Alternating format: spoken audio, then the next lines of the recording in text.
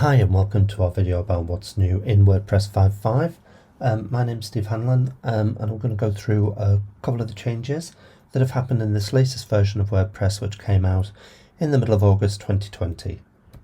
So what's new in in WordPress? Well, the big change that you'll notice when you're using it will be changes to the blog editor. The block editor has been updated to the latest version of Gutenberg. And you'll see a bunch of changes in there, which we'll go through.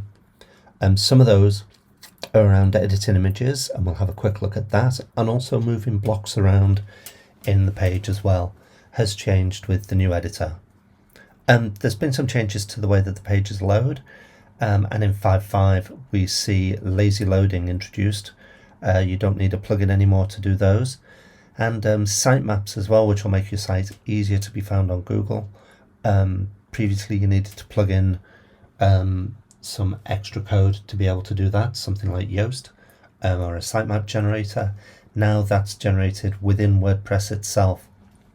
There's some security changes too. The site will auto-update your plugins and themes if you ask it to. And there's some other under the hood changes as well in WordPress. So let's take a quick look and see some of those changes now. So there's been some changes to the block editor. If we pop in and have a look at what's changed, we'll go over to our demo site here. Let's make this a bit bigger. And this is the site that we use for the WooCommerce webinar. And it's just a few pages with some WooCommerce installed and configured as well. But on this home page, it's just a static page, and we can bob into the editor to see what's changed. So you see we're looking at the page with the uncluttered version of the editor, which came in the last version 5.4. But what you will notice is that the add a block option has changed. You'll see that instead of it being a circle with a plus in, now it's this dark square with a plus instead. Down here you'll see that we can search for a block in the same way as we were able to before, and it will give us our options below. If we click on browse all, you'll see that it opens up this new block directory over on the left hand side, and in this panel we can scroll through and see all of the blocks that we've got installed, and we can search for a block as well that we might want to add. Another addition is that when you hover over them, you'll see that it gives you a preview here on the right of the plugin block of this block directory. So you see, so you get an idea of what it is that you can install or add into your page. So if you see here, we've got a stacked gallery. Let's remove that, or we could add an image. So all of these things can be popped in using the new block directory and the new add block functionality. Okay, so another change to WordPress is the ability to edit the images when you're in the block editor. So previously, if you were editing an image, you would do it within the media library, or you would do it on your machine at home or in your office. Instead, you can do it directly within the block editor. Now it's pretty limited in the kinds of things that you can do with the image. But if we just take a quick look, if we insert an image, we choose one from our media library, and we'll choose this. So we've got our image here, and this icon here, the crop, will give us some options to be able to edit the image. Now we've got a video where we go into this in much more detail, but very quickly, we can zoom, we can pan around, we can crop, we can change the aspect ratio, and then we can apply it and save it, and we can rotate as well.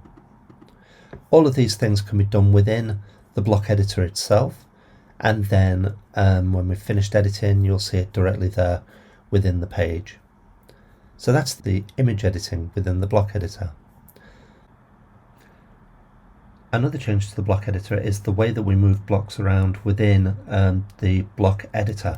So in the older version of the block editor, when you highlighted or you clicked on a block, you will get a little section here on the left hand side which allowed you to move that block up and down, or you could drag and drop that block within the page. The change here now is that that functionality that was here, so the ability to click here, has actually been moved into this square here. You'll see move up and move down when we hover over the arrows. It's slightly counterintuitive, but if we take a look, if you click the down arrow, it'll move it down. If you click up, it'll move that block up. We've done a video of this as well, which you can find on YouTube, or if you look in our channel. And just very briefly, if we grab that block, then we can move it around, and in the style of the old editor, where that thick blue line is where the block will appear once you've moved it. So again, the moving blocks change is this block here. You can move it around. Let me try that again. There you go. Move it around, or you can use the arrows to move it in the page. So along with the changes to the block editor, there's been some changes to the way that the plugins and the themes update. So previously, it was always a security problem that if you didn't update your plugins and your themes, then it was possible that bugs or security problems that became apparent and had been fixed, if you didn't update your plugins and themes, then you were exposed and you were open to maybe being vulnerable to some malware or people who were going to try and exploit that. And so the way that they've done this is that if we go into our plugins, we have a look at our installed plugins, you'll see that we've got a new column here for auto updates.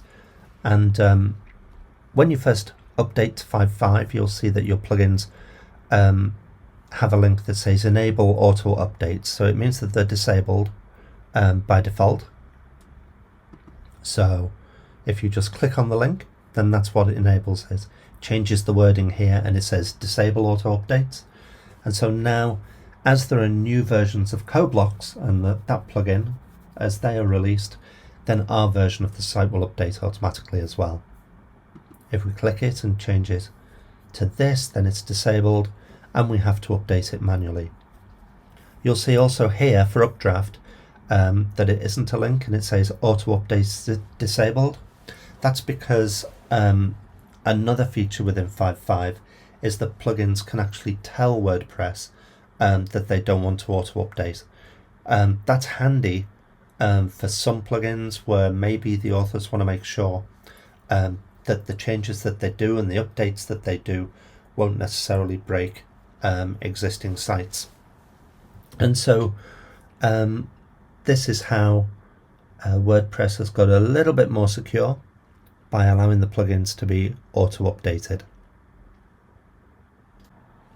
One of the changes in the new version to make the WordPress sites quicker is lazy loading for media within the page. So lazy loading is just a change which means that images and media that aren't necessarily on the screen don't load until they're needed. And so we can take a quick look at how that's done. We've created a page down here, this test page. If we have a look at it in the editor, we've just created a page with a bunch of images. And in order to get to these ones near the bottom, you've got to scroll. So that should give us an idea of how the lazy loading is working. So what we've got here is we've got our test page, and I've pulled up the developer tools, the the developer tools here, and this is the network tab, and the network tab is able to show us as the different parts of the page are loaded. I've clicked on here, so we're only interested in the images.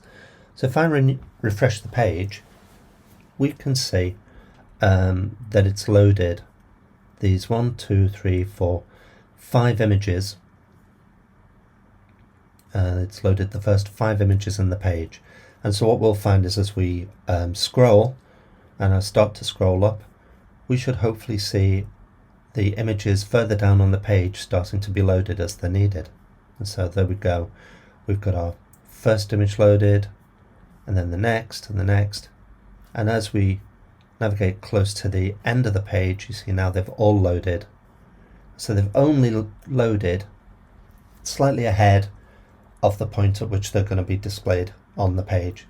And in that way, it means that the initial loading of the page is quicker, and it also takes a load off the hosting and the network between you and the server itself. So this is a really good change to the way that WordPress deals with images on the page. WordPress now also includes sitemaps. So these are structured documents that tell Google and other search engines how the site is laid out, what pages are there in order to be spidered and to be indexed on the search engines. So sitemaps have their own special URL at wp-sitemap.xml, and there are a couple of things that you need in order for them to work. You need to make sure that you haven't checked discourage search engines. If that's not checked, then you just don't get the sitemap, and you'll get a 404.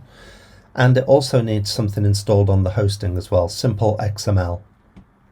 The PHP extension needs to be on your server, but 9 times out of 10 it'll be there. It will throw back an error. If it's not able to find it, it returns I think it's a 501 code if it's not there. But if we have a quick look, we can have a look in here. So this is our demo site, our WordPress demo site. So it's a different one to our WooCommerce one. And this shows us the XML sitemap that's generated under WP Sitemap. If we look at the source, you see it's just an XML file that says what other sitemaps exist. So these are sort of nested. If we have a look at the next one, this posts sitemap will then tell us all of the posts that are on. So we've got posts, a sitemap for pages, and then a sitemap that says what categories and users are available. If we look, so this is showing this one, and this is the default WordPress one. If we were to look on, say, our WooCommerce example site here, on this site we install Yoast as well, and so you'll see that redirects to this sitemap index, and so it gives us a similar set of XML files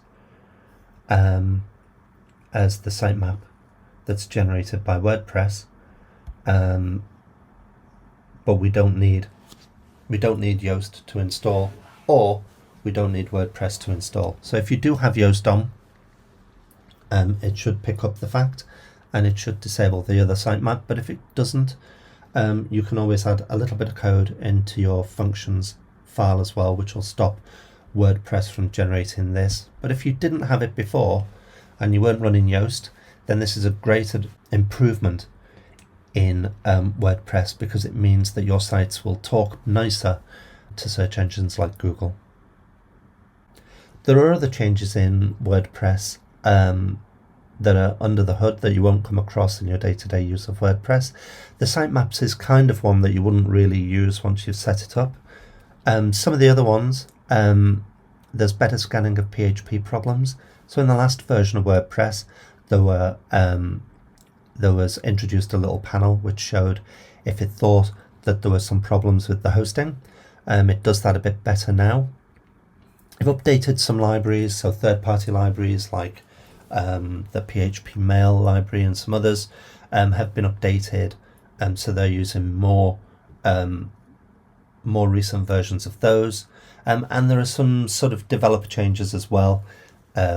Themes can now pass data between different pages, and the way that the site logo works has been extended, so people who are writing themes can do a bit more with the site logo instead. But the chances are that you won't come across those in your day-to-day use of it. Thanks for watching this video today. If you found it useful, you can subscribe to our YouTube channel, and you'll find a lot of videos there which will help you with your WordPress site and how to get the best out of what you've got there. Thanks.